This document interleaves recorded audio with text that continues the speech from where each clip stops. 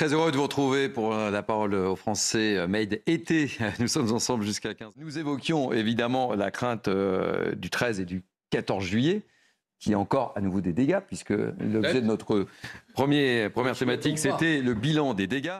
On va retrouver tout de suite Denis Jacob, qui est secrétaire général Alternative Police. Soyez le bienvenu, Denis Jacob. On voit bien le débat autour de ce plateau entre les maires qui souhaitent maintenir coûte que coûte, et puis les maires qui ont des craintes, évidemment, et des craintes légitimes. Quel est votre état d'esprit à quelques jours du 14 juillet, cher Denis Jacob? Et soyez le bienvenu. Merci, bonjour à tous et à toutes.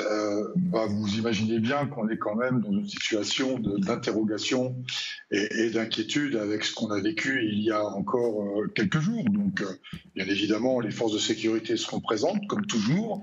Elles défendront la République, l'état de droit, et elles assureront la sécurité de nos concitoyens qui participeront aux festivités du 14 juillet, là où elles seront maintenues. Après, les maires ont la liberté de choisir de maintenir ou pas, ça leur appartient. Nous, on est là pour faire notre travail de sécurité, nous serons présents. Il y aura un dispositif conséquent dont le détail n'est pas encore connu au moment où je vous parle, mais chaque année, il y a toujours un dispositif très conséquent. En 2022, 125 000 policiers et gendarmes à travers la France déployés pour les festivités du 14 juillet. Je reprends un titrage de votre chaîne sur le sujet il y a un an.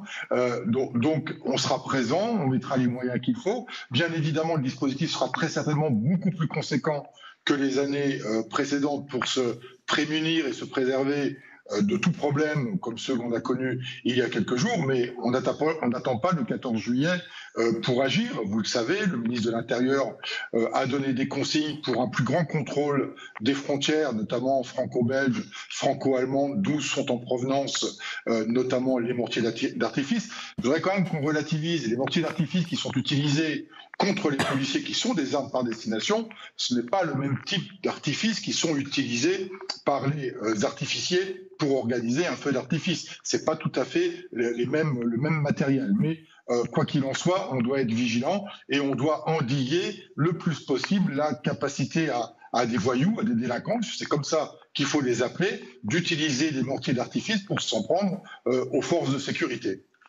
Merci beaucoup, Denis Jacob. Je rappelle que vous êtes secrétaire général Alternative Police.